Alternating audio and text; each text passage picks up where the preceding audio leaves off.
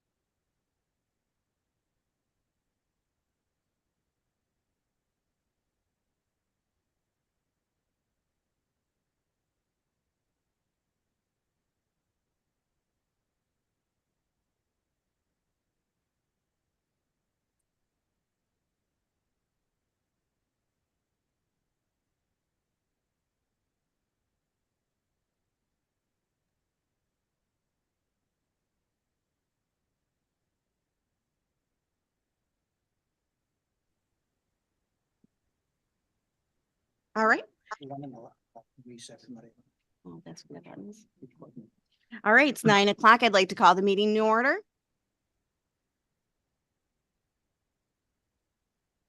Oh, perfect timing. There she is. All right, good morning, everyone. I want to say thank you to all the members of the public that are here with us this morning. Your presence here at our meeting underscores again how important the future of waste management program is for our community. I believe that engaging with the public, residents, and all interested community members is an absolute must as we move forward with the long-term planning of our waste management program. I believe that we should be transparent as possible, which is why today you will be seeing and hearing the Cornerstone presentation at the same time as the committee. Before we begin, I would like to take a moment to address a request from the public. At last month's meeting, I was asked to consider moving our committee meeting to the evenings. When we have our meetings, we are required to have a quorum, which means we have to have at least 4 members of this committee to have a meeting.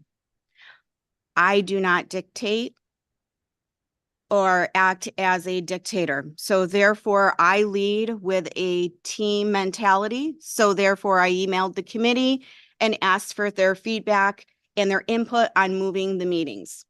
I only had one committee member reply to my email. With a lack of response, the committee meeting today was not changed. It is my own personal opinion that committee meetings remain business meetings. Having our meetings during regular business hours allows us to conduct business and allows for updates and discussions with department heads, employees, and staff who are here during regular business hours. We typically do not have public comment during committee meetings. However, we do have public comment period at Board of Supervisors meetings so that all supervisors can hear any and all public comments. I believe that the most appropriate meetings to really engage with the community is separate from our committee meetings, which give opportunities for discussion and question and answers. These meetings can be scheduled at various times to do our best to accommodate as many people's schedules as possible. We will be scheduling a series of community informational meetings to help residents better understand all options that are under consideration so that we could solicit feedback. Moving forward, Solid Waste and Recycling Committee meetings will be available on YouTube to watch live or at your own convenience. We have the YouTube website on today's agenda, along with our email for public comments.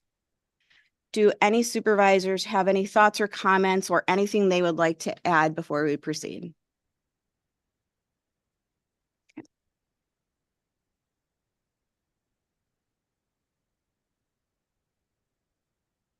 So our first order of business is the approval of minutes. Did everyone have an opportunity to review and look at the February 20th, 2024 meeting minutes? Motion to accept the minutes. Thank you, Jim. Can I get a second? Second. Tom? Any discussion? All in favor? Aye. Any opposed? Motion carries. And can I get it? Did everyone have the opportunity to review the March 15th, 2024 meeting minutes? Can I get a motion to approve those? Thank you, Evan. Thank you, Matt. Any discussion? All in favor? Aye. Aye. Any opposed? Motion carries. And I'm going to turn it over to Chris and Rob with Cornerstone for the presentation. Thank you, and good morning, everybody. While I've been in front of the committee and the board previously on the solid waste management system, for the new members here today, my name is Rob Holmes. Again, I'm with Cornerstone Engineering and Geology. I've been doing, I'm a professional engineer in New York State, and I've been doing consulting in the solid waste industry for over 25 years.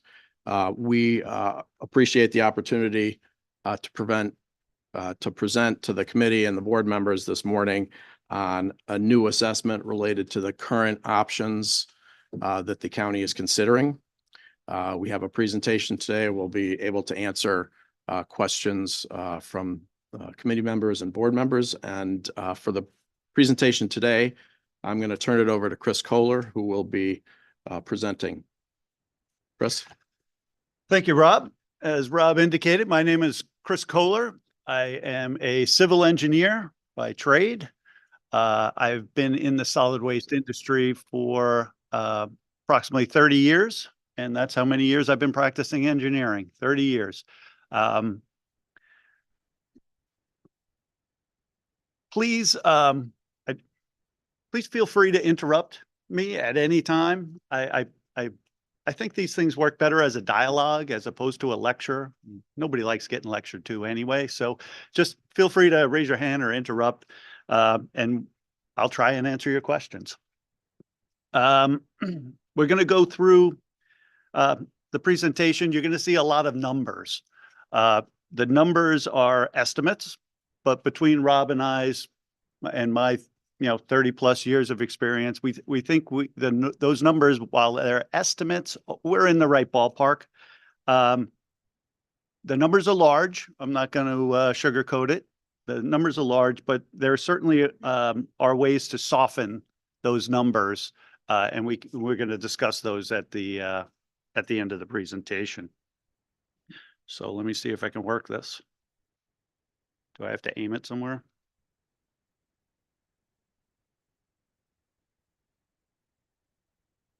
All right. Oh, there we go. All right, so I just want to go over and review our scope of services. Scope of service is what we were hired to do. We were hired to review and summarize the current operations data for the landfill. That's your tonnage, your revenues, your expenses, your staffing, your equipment, and such. Your future needs requirements. Future needs is what's coming up. You know, you have just completed a cell or close to completing a cell construction.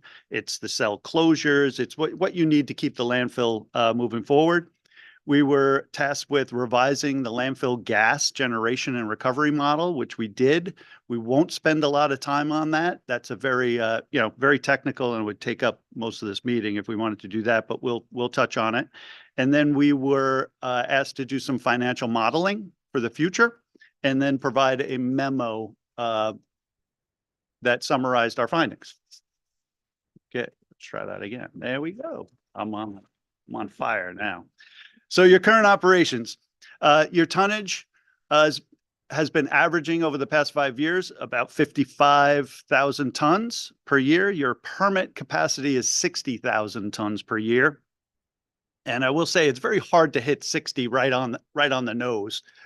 You know, as you're accepting waste throughout the year, you leave a little buffer there. And, you know, what if you hit your 60,000 at December 15th? What are you going to say? Nobody can bring any more trash to the landfill. So 55 is your average. It varied from about 57.5 down to about 53. Your staff at this time, a full suite of staff is 26 employees. Right now, it's at 19. That's obviously seven down from your ideal. Hiring people is very hard these days. I think anybody who's tried to hire somebody would probably understand that, but that doesn't stop us from trying to fill those positions. The equipment's interesting. Your landfill is in this strange spot. Strange might be the wrong word, but you're at 55,000 tons a year. You're at a level where you need a lot of equipment to landfill that 55,000 tons. But you also probably could take a lot more tonnage with the same amount of equipment. A lot of that equipment remains idle. It's used for, 3 or 4 hours a day as needed. And it's just a spot where you need all the equipment, yet you can't take advantage of all the economies of scale. And then a review of the operating costs I have up on the screen. This is very simple, revenues versus expenses gives you operating income. And you can see that the operating income is I use the word choppy. It goes from 700,000 to 1.5, back to 7. I got to hit back. Oh, it's timed. That's forward. Which one's back? That's okay. I just don't know. I'm going the wrong way. That's for sure. Wrong way. There we go. Okay, now we're back. Sorry about that. But the operating income is a little choppy, but it's all positive, which is good. But from about, 600,000 or 700,000 to 1.5, and then they're estimating about 500,000 this year. See if we can keep this going. Okay, future needs. Future needs are what you need to keep the landfill in operation. Cell construction is one of them. Yeah. Right now, in 2023, you started the Cell 10 construction projects. That was about $5 million last year. This year they're wrapping up. They estimate about $300,000 remaining in that. You also have cell closures. You have one planned for this year, about 6 acres of cell closures. You have another one planned in 2031. Equipment replacement, dozers, excavators, front end loaders. Those machines, last 5-10 years on average. You need to replace them, and there's a lot of equipment it takes to run a landfill. And then you have certain things that, weren't on the radar 10 years ago, like PFAS pre-treatment facility. PFAS is a relatively new chemical compound found in your leachate. The New York DEC will be issuing regulations, most likely this year, that will require pre-treatment for PFAS and removal of this chemical. This chemical, they're regulating it down to a very minute level. So that the DEC will probably allow a 3 to 5 year window to comply to those regulations. So we assumed it's going to happen in 2027 for our models. Chris. Yeah. Yeah, just real quick on the PFAS, there's a tremendous amount of uncertainty as to when and what that will look like. The department said they were going to issue draft regulations in December. Those are not out yet. Those regulations could actually say that all PFAS has to be sequestered at the landfill, which is a significant change in the entire industry, how that happens.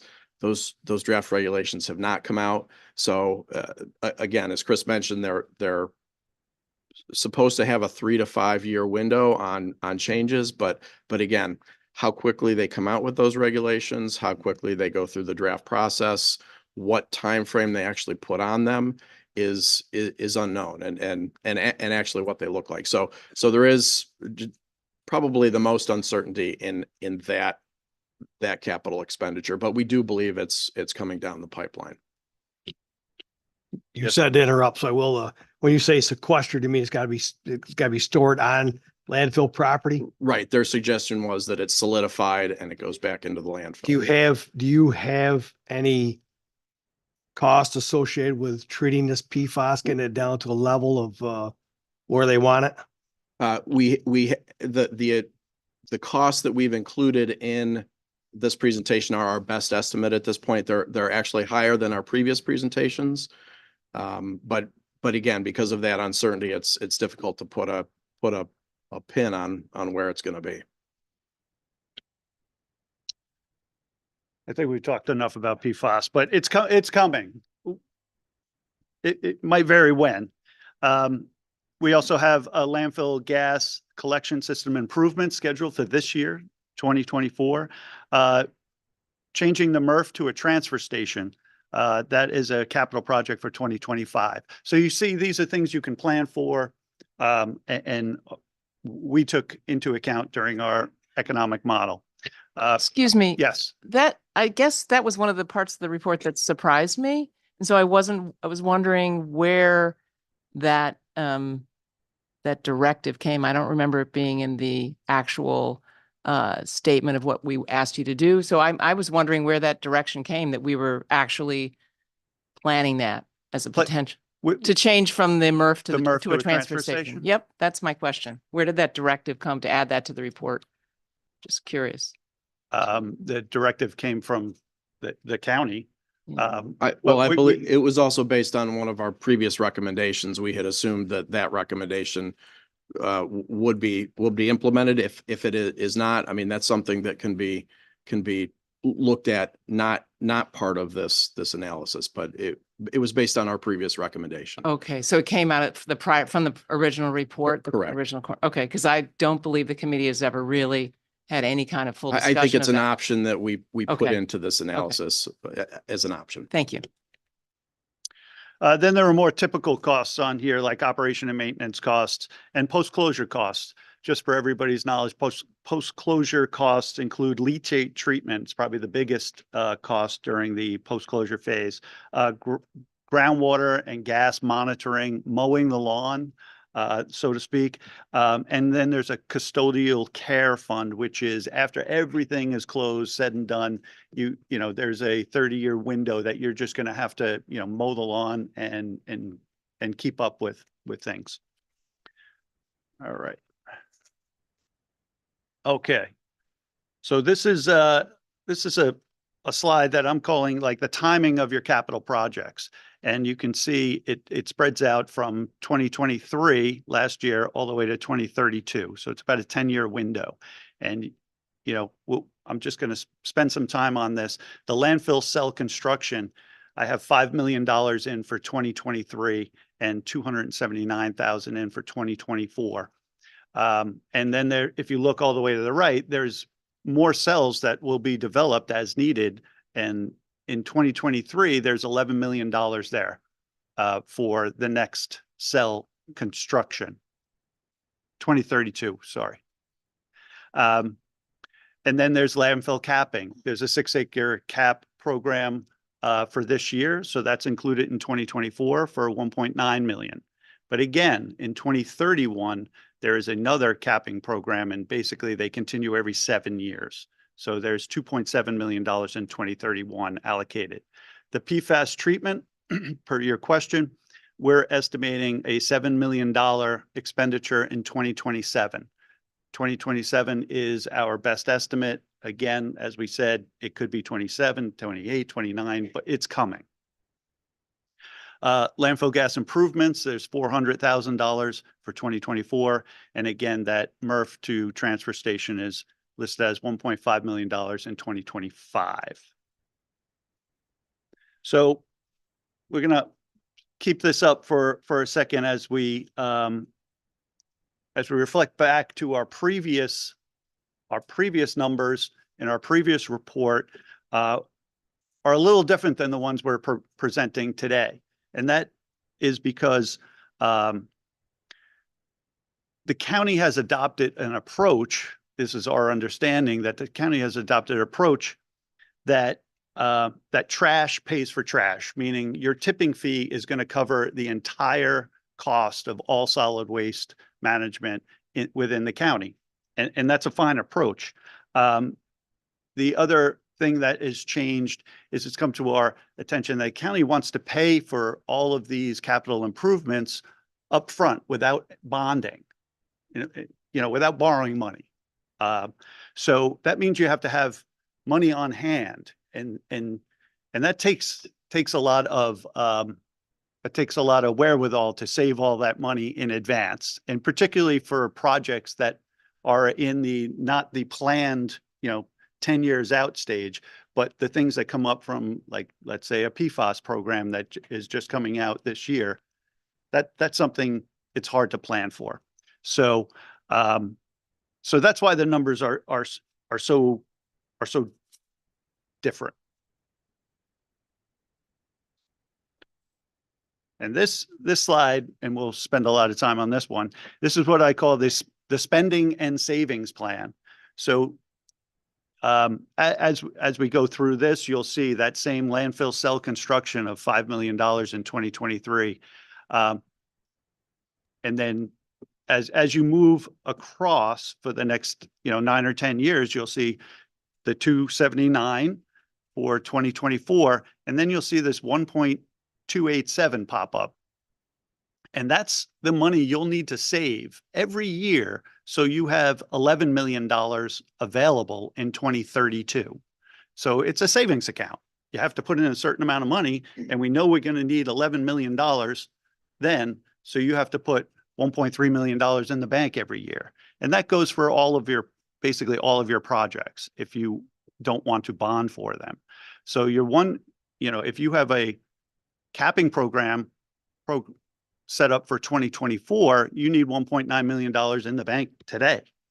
And then that 428 that you see in 2025 is so you have enough money for the 2031 capping project. So that's what these numbers represent. And I go through pretty much every program that you have.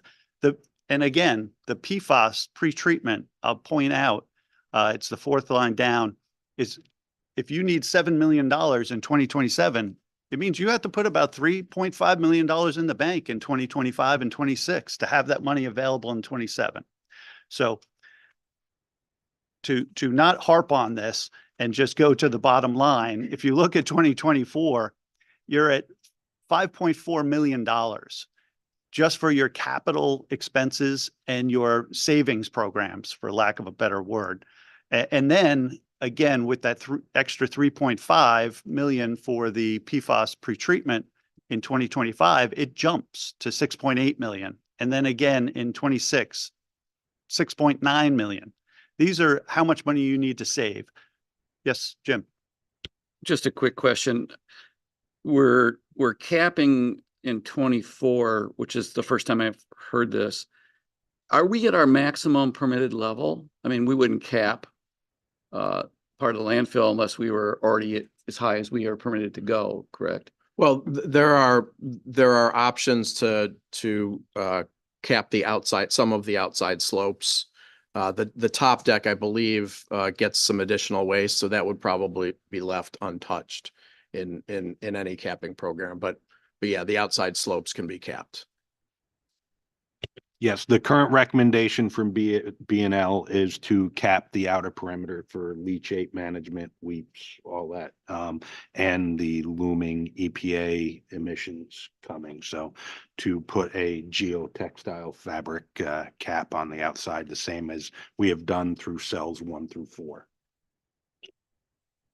No problem. So as the annual totals, as you move to the right towards 2032, you'll see after in this scenario, it starts to decrease in 2027 down to 3.5, and it levels out there until about 2032, where some of those accounts, those bank accounts, you no longer have to fund as much. So then it drops to about 2.6. But you can see it's a painful 10 years. Can I have a quick question? Yes. So it looks like, yeah, it's front end loaded because we don't want to bond. And then would you expect the 3.5 to continue past 2032, something like that? Because we're going to continue doing the same thing over and over again until the landfill's filled up, right? Right. But in the case of, let's take the landfill cells, that first line, you have, the $1.3 million in 2031, and then it drops of 188. That's because in the next cell construction is further out. It's 10 years out, not 7 years out, and it's a smaller cell. So you don't need as much money when you get there. So all of those savings accounts will change as the projected years change and the cost change. So it will fluctuate, but it will, as you can see, you're just experiencing some temporary pain because of, in the first 3 years, because of capital projects that weren't necessarily planned for 10 years ago or 12 years ago, because they weren't required. Yes, ma'am. Just a clarification. So what inflation factor, I know you've built an inflation factor into this entire report. Is that in this section as well? So these estimates for 10 years from now include what percentage of inflation? Yes, I believe we used a 2.25 discount rate. And you can see on, let's say, the equipment fund, that's 750. It goes up every year. It's 750 in 2024. It's 768 in 2025. We've included a 2.5 inflation rate and a 2.25 discount rate. So this is, your spending and savings plan. And it was, I think, important to go over this kind of in detail. Any other questions on this before I move ahead to basically, yes? Chris, there's 19 employees and somehow we're scheduled for 26. Did you use in your calculations 19 or 26? For our calculations, you mean for expenses? Yes. I used the forecasted amount for 2024, which I'm assuming would have been in 26. Okay, thank you. Okay, now we're going to get into it'll go pretty quickly from here on in, so we'll get to questions pretty soon. But this is the math on how you can pay for what we're talking about today. So basically, if this slide is estimating $5.1 million in operating costs. You have two existing bonds at $395,000 a year for debt service. And you have that $5.4 million in capital funding and annual funding. That was the last slide. And this is only for 2024, just so you know, which adds up to 10.9 million for your total cost of operating and saving and spending. And you have a revenue of an estimated 6 million. So you have $4.9 million in shortfall. So how can you make up that shortfall? So you can increase the tipping fees. That's the easiest. Let's increase revenue. So if to make up that 4.9 million, you would have to increase the current rate by $89 a ton. So that's basically doubling the rate over, and you add that across 55,000 paying tons on average at $177 a ton. That will make up the 4.9 million you're missing. That's one way to do it. Another way is to accept more tonnage at the landfill. So you have your same $4.9 million makeup that you're looking for, but in order to increase your tonnage, you're going to need to increase. We estimate you'll need, because the equipment's already there, we'll need 3 additional operators to have in the operating the heavy equipment, the compactors, the excavators, that sort of thing. We're estimating $500,000 for their salaries, and for additional O&M, those machines will be operating more, so there'll be more oil changes, more track changes, more tire changes. Also, to accept more tonnage, you will need to apply for and receive a permit expansion from the DEC, New York State DEC. That is no small task. It'll probably take about 3 years, and it'll probably cost about $1 million. That's our estimate. So we've added in $333,000 a year for that. So now you're up to 5.7 million that you need to raise. So because you're going to accept additional waste from outside the county, it's not going to fall under your flow control, and your $88 a ton fee will no longer apply. So you will probably, this is an estimate, get about $55 a ton for out-of-state waste that's coming to your landfill. And if you're at $55 a ton, you're looking at another 104,000 additional tons you'll need to take each year in order to make up and realize that additional 5.7 million that you need. So that's a total of about 160,000 tons a year. So you'll need to increase the permit for about 100,000 tons to allow for that. Everybody, are we following? All right. So just to kind of recap here, but you have a landfill operation. It's like I said previously, it's big enough to require all this equipment, but it's really too small to realize the economies of scale that come with a big operation. And you probably could, with the existing equipment, operate at about 160,000 tons a year. If you are going to go in this direction, you may want to consider permitting for a higher amount, just in case. You know, why? Yes. Do the numbers get better if you go to a couple 100,000 tons a year? Well, the numbers, well, as we just saw, you know, you'll make more money. Now, And your costs aren't going to go up that much, but you'll make money. So yes, the numbers would get better. so if you went to 160,000 tons a year, it's 3 years out from that. What's the lifespan of the landfill? Did you figure that in? I mean, that's you're doubling Right. what we're doing now. You're So going to half your lifespan. half the life of the landfill. Right. So Okay. instead of 100 or 110 that you're operating, you know, that's now that you Right. have left, it'll be 50 to 60 years. All depends on, it depends on a lot of factors, but yes, it will. Onondaga County, which we've had conversations with, is charging they pay $100 per ton right now, roughly. And they've talked to us and they would pay our $88 a ton. So that makes the economics even better for us if we were to do a joint Mm. operation or even just take Right. their material in.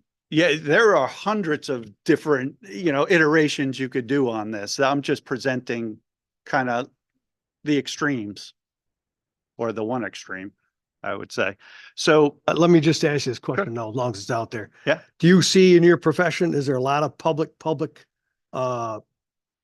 contracts now within the state of New York where different municipalities, instead of a public, private partnership, it's a public partnership with another county or surrounding county? Is there some of that going on in the state of New York that you're aware of? There's more. I mean, Franklin County is a good example where they're partnered with Albany to take their waste. I don't know the exact structure of that agreement, but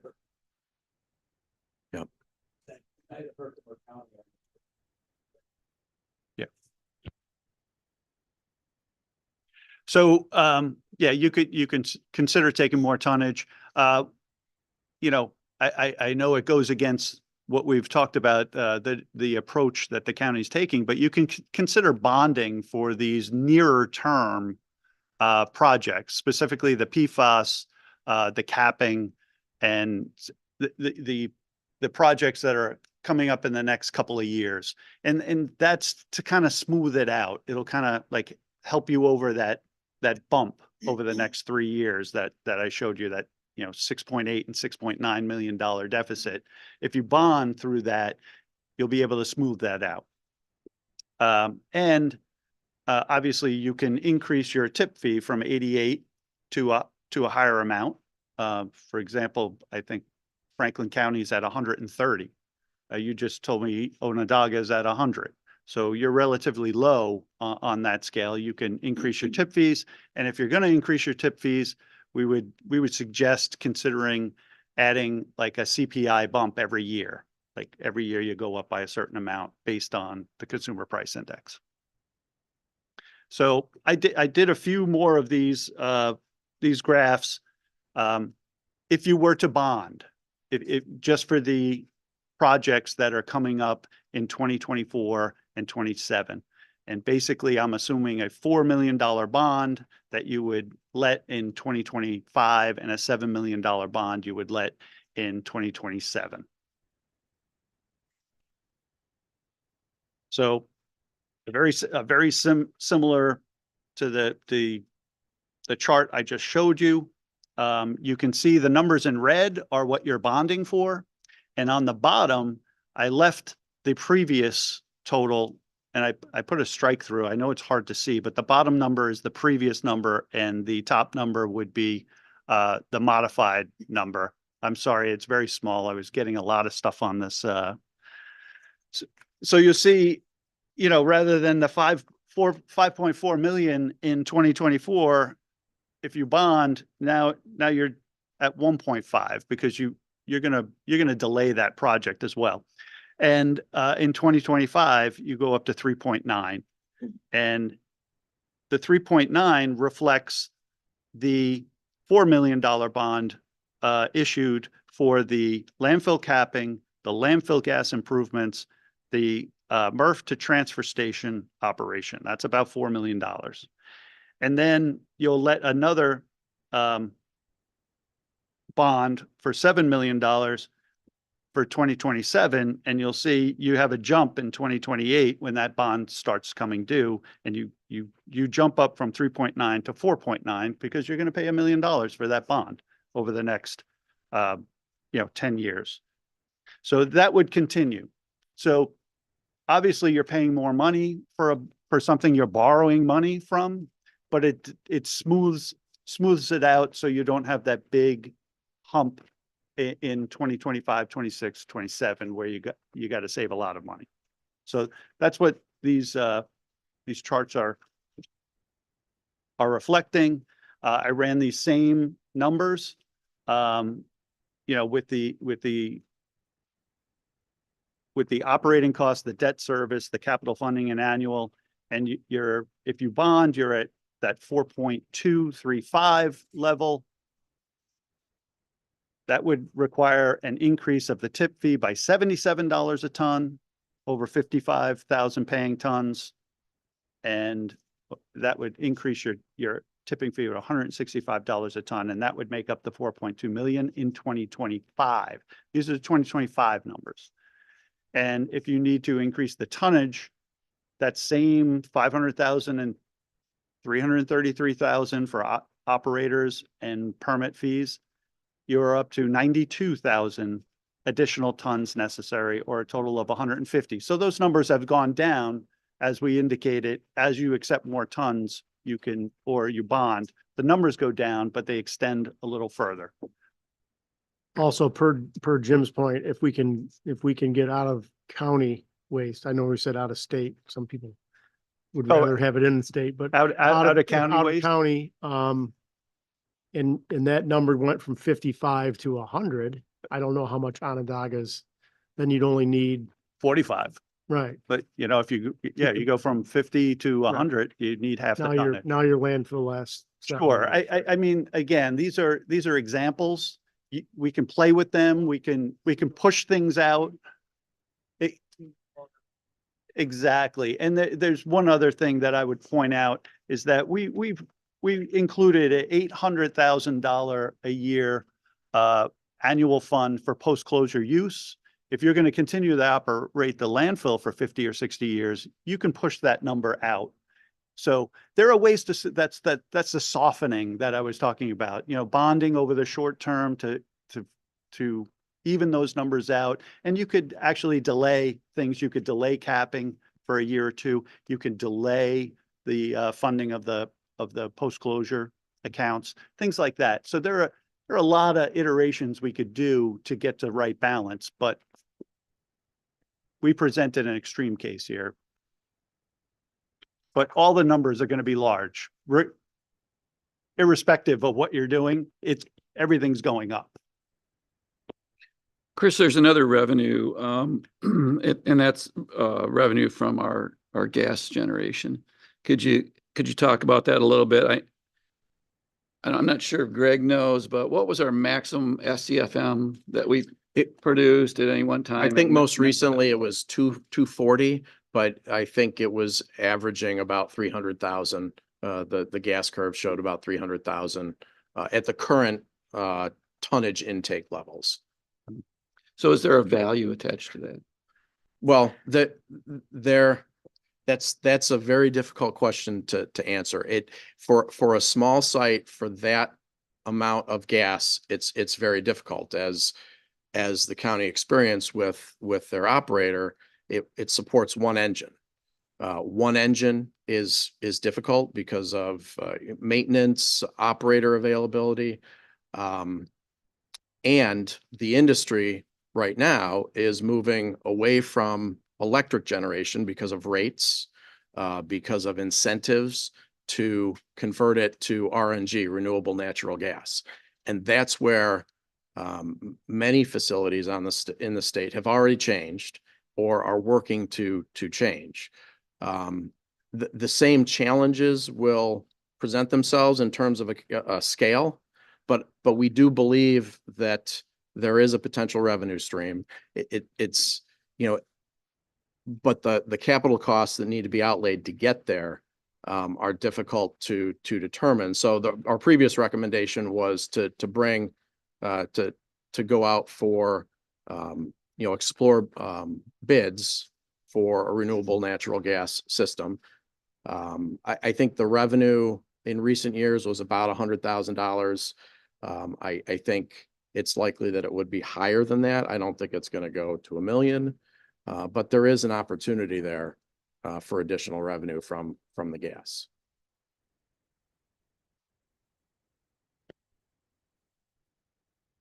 That was my last slide, that previous slide. So I'm opening it up to questions. Additional questions.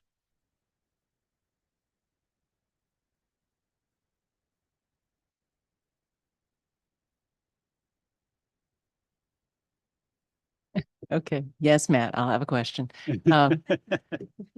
Um, See, I'm agreeing with you again. I need to ask a question. And maybe Greg knows this, and I don't know whether that's shared or not with you folks. What is it currently costing us to maintain the closed side of the landfill? I have no sense of that, of seeing that in the budget. Have you broken that out, Greg? We haven't broken that out because that's in our current operation. So Okay. that is all covered by daily operations, Okay, for ALR and maintenance, and Okay. then overtime coverage for mowing and sure. grounds maintenance. Okay. In your calculations, for equipment replacement, I know in our towns, we rotate equipment, so every 4 years or so, our goal is to sell a piece of equipment for half of what we paid for it, which has worked out pretty well. Did you incorporate that, or are we just buying new equipment with this model each? Yeah, we just have a fund that we set up that you're saving 750,000 per year. Again, adjusted for inflation as you go on, Right. to be used as you need, but to build up a fund so that that money is there when you need a new excavator or but we didn't go into that much detail for what needs to be replaced and when. Yeah, okay.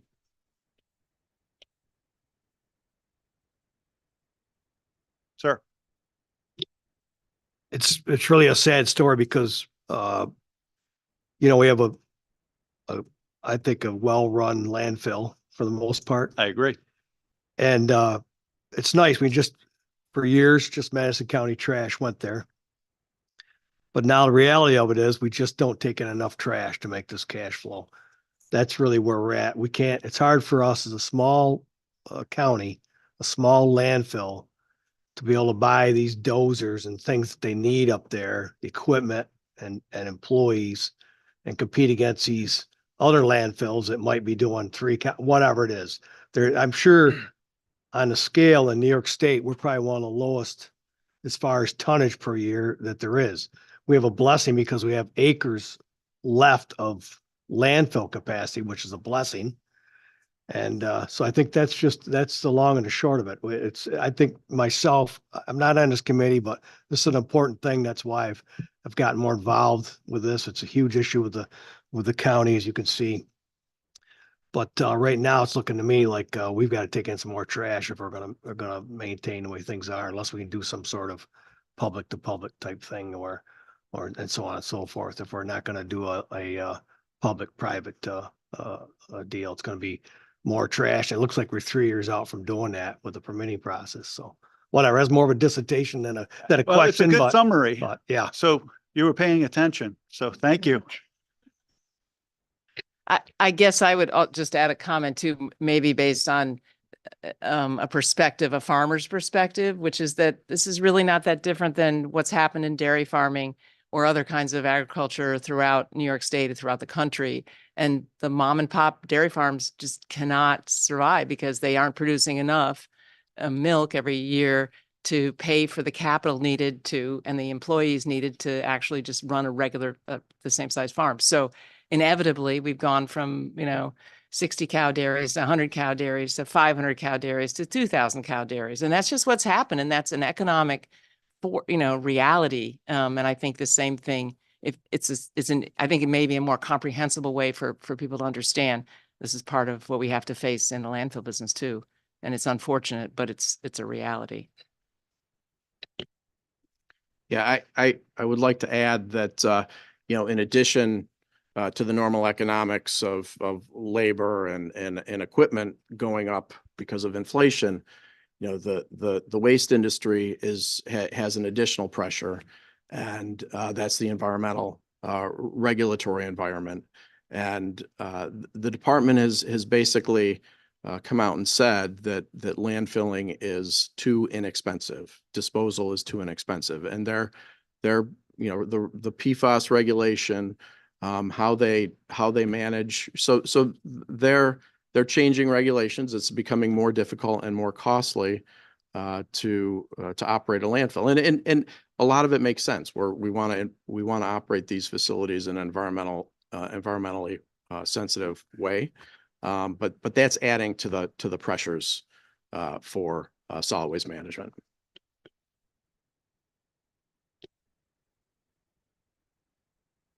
So the city of Oneida has us under permit for discharge of leachate and under the industrial pretreatment program.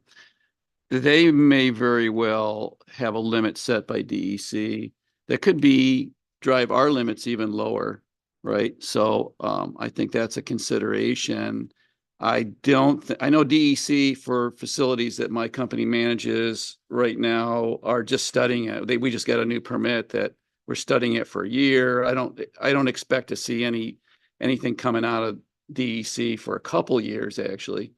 And then it's an unfunded mandate. I'm sure the politicians of the state are probably going to say, well, we ought to fund some of this through a WQIP or some kind of a EPA funding program. So I hate to pull that trigger on something as big as that when there's so many unknowns here, because the city of Oneida could say, well, no, we want you to be at a much lower limit because we have to be at a lower limit.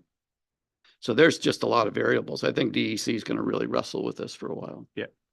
And that's why they said in a meeting in November. They said in a meeting in November, we're coming out with draft regulations by the end of the year, and they haven't come out. And I think the challenge is that they've realized, they can't ask the landfills to manage the PFAS or the other emerging contaminants when, they're not going to ask the wastewater treatment plants, or, it's currently going to the wastewater treatment plants. That's where it makes sense. So to say that we're going to make the landfills manage it, it's kind of a double whammy particularly for the municipals who have to manage it at the landfill wastewater and manage wastewater in their facilities across the counties or across the state. So that's where we think they've gotten hung up in that dilemma there. But we haven't seen those regs yet, and we're eagerly waiting to see them. But on a positive side, the longer they wait, the more that $7 million treatment plant gets pushed out. It would be more expensive, but you got more time to save.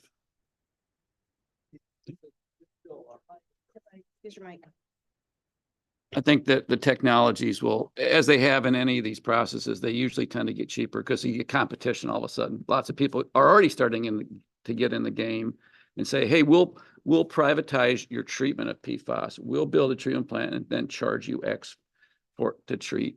And new technologies are popping out all over the place right now. So, that's another factor that'll probably lower the numbers significantly, because it's not rocket science to take this stuff out.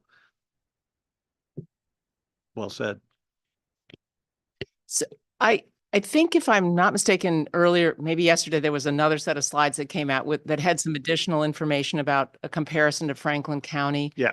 And I only looked at them really hastily, so I don't know if they're in the report. You'd have to put back on the. Yeah, could we go over those? Because I think Sure. one of the committee members had asked you to sort of benchmark us against Franklin County. Could you explain why and what you found?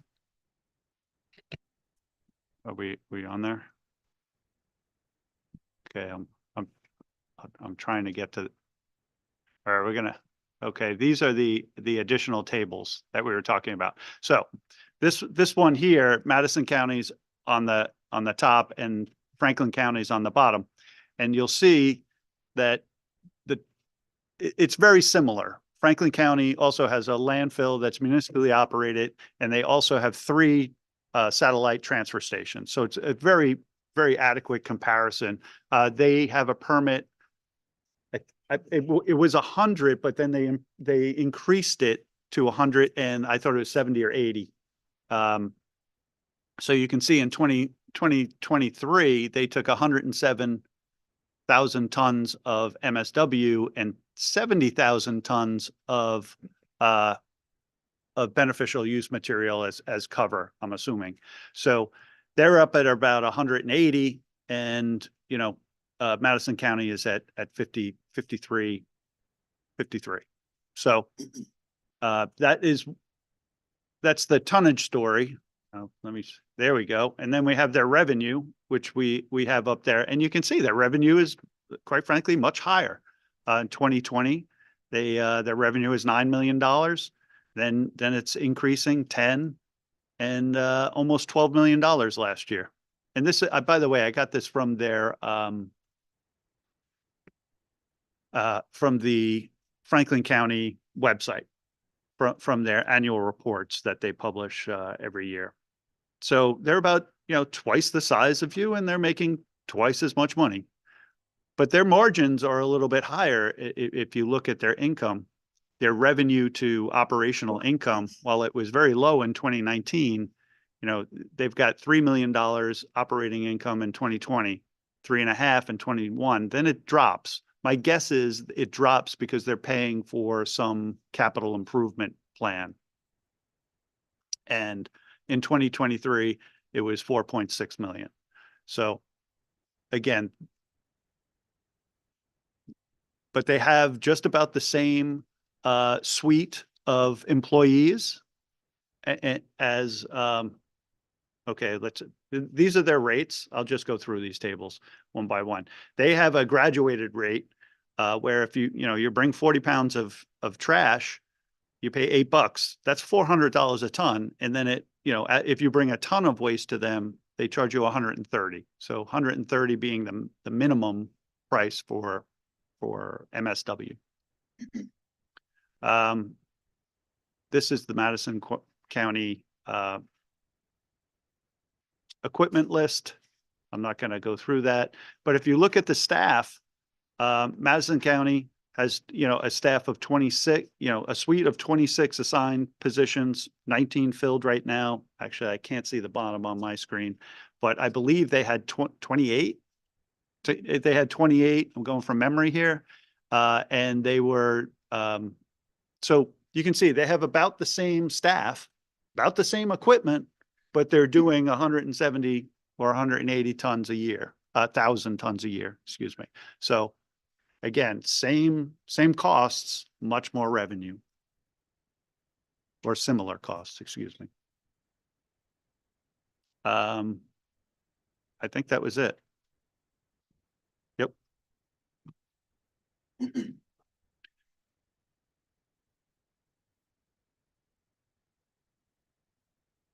Any additional questions, comments, thoughts?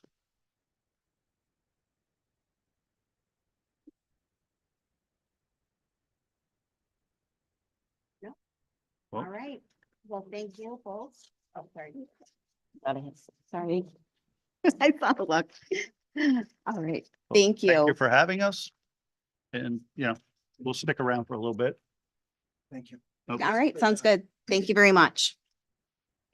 All right. We're going to go on to resolutions. We have one resolution today.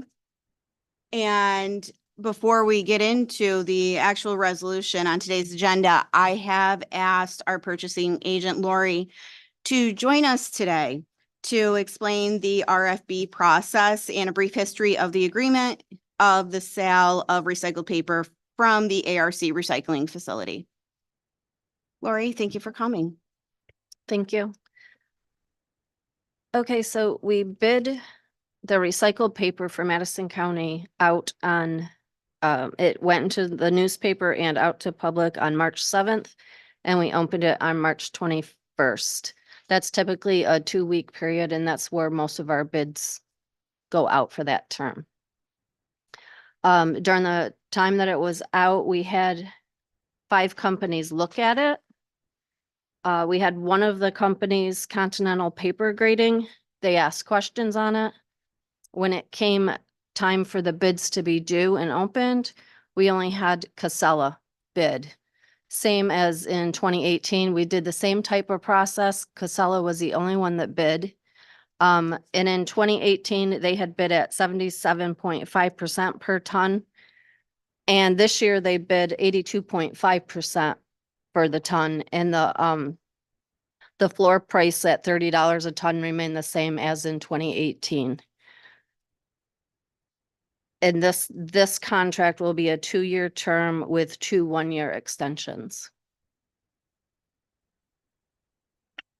Thank you. Thank you. Does anyone have any questions for Lori? No? Greg, is there anything you want to add on to this before we go forward? Actually, that price increase, we have to commend our community. Kristen Welsh, our recycling coordinator and educator for outreach, and our MRF for the quality of the bale of the paper we're going out. We've got that bump, that increase in pricing because of who Casella brokers it to. Kruger Paper in Canada really like the quality and the cleanliness of our bales. So we don't get rejected loads. We have very few frustrations. It's all logistics, and they've been a good partner since 2018. Thank you, Greg. Thank you, Kristen. Any questions for Greg or Kristen? Nope. Then I will entertain a motion to authorizing the chairman to enter into an agreement with Casella LLC for the sale of recycled paper from the ARC recycling facility. So moved. Evan? Second? Matt, any discussion? All in favor? Aye. Any opposed? Motion carries. Oh, Emily's, you're gonna take care of preferred agenda. Well, we just have the one. Yeah. Other committee business? I'm sorry. Oh, sorry, I didn't see Jim. Hey, as you can see, this is not an easy decision to be made. And I think we've all wrestled with it for a while, and it's not simple. I mean, the more reports we get, the more complicated it actually seems to get, and the prices keep going up. So what I suggest, and committees are great, but we really don't work as like a work session would be. And what I suggest that we form maybe an ad hoc committee or subcommittee of people that are well educated in this discipline. Randy Hershey, for one, with the other ad hoc group, had worked as a engineer on our landfill with Barton LaJudas for years. Somebody like Randy, somebody like Hans Arnold that did a public partnership and private partnerships. I mean, there's some people that we could put out there. We don't need to do that now, but I suggest we form a subcommittee that can spend 2 or 3 hours tossing stuff around, because it just doesn't happen. I think it's hard for people that work or supervisors to, spend a lot of time on this, especially if it's not your discipline. So I suggest we form a subcommittee and work on this and take our time doing it so that we can do it right, because it's extremely important. Thank you. Any other comments for?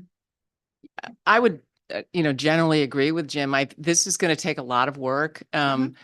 Just from looking at this report, there's so many financial variables. I mean, I know that, apparently we gave them the message that we weren't going to bond for anything, but basically every major capital expenditure that this county is incurred has been bonded for. And I don't really see why the landfill would be different. And we can bond for more than 5 years. We can bond for 10, for 15, depending on what type of project it is. And that will help smooth out the costs in these, first years or the beginning years of this transformation. So I just, I would love to have Cindy or someone from finance on that committee to work with us to help, to run these numbers, because we can't hire Cornerstone every week to run our spreadsheets. We don't need them to do that. That's not necessary. We can run spreadsheets here. And so, I mean, I think that's a really important that we utilize the resources that we have within the county, the county staff. We have great staff members who have great expertise. So I think that's a big piece of this, is we have to add that into the committee, because as you say, we're not subject matter experts for sure. We got some smart people like Matt here who, run businesses and, You want pretty flatware, don't you? Yeah, I do. Yeah, exactly. See, this is what happened. You rearrange the seats and then we became, buddies. But no, really, sincerely though, I do. This is not we're not going to make an instant decision here. And I hope no one in the public thinks that, because, this is a lot to grapple with. And there are many, many, many options that we need to think about what's best for our community. But I think, so, I don't know what that composition of that committee would be, or that let's call it a subcommittee or the working group, whatever. But I think we need to, all of us begin to just think about like what would make sense and what kinds of potential consultants who have experience with larger facilities could be helpful to us, that would be more narrowly defined, like somebody who just focuses on pre-treatment or PFAS, whatever it is, or changing from, maybe we don't continue to run the MRF over time. I mean, that is certainly, that has been an expensive proposition for us as the whole recycling market has changed dramatically. I mean, it used to be, we used to be making money, and then we got to break even, and then we started losing money because of issues that are completely out of our control, just changes in the recycling market. So that's another topic that we ought to dig in deeply to before we spend $1.5 million changing it. So, so that's my 2 cents. Thanks.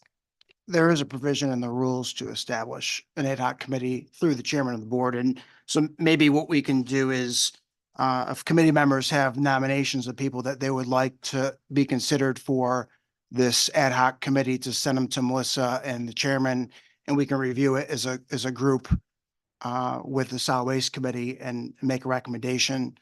So we did it when we did the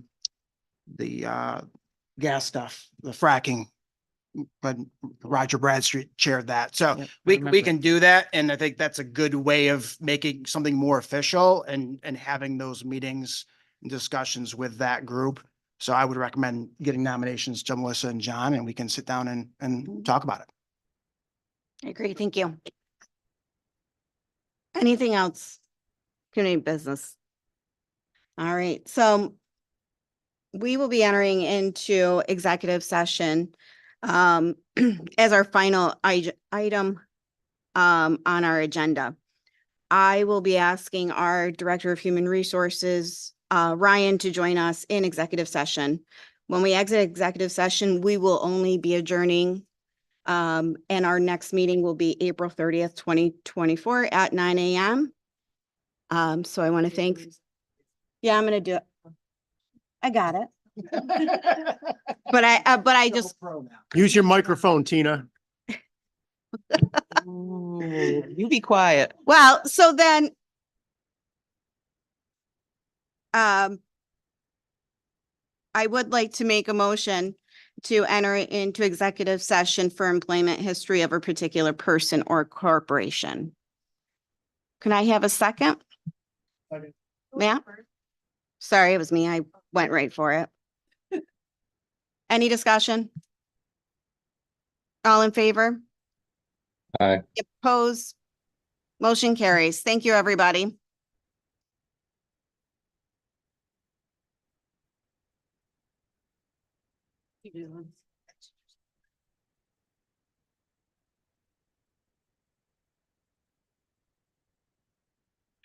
TJ, where'd your cat go?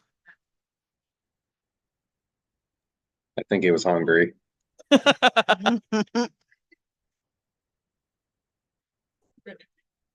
student sat right up there behind him. Yeah. Mhm.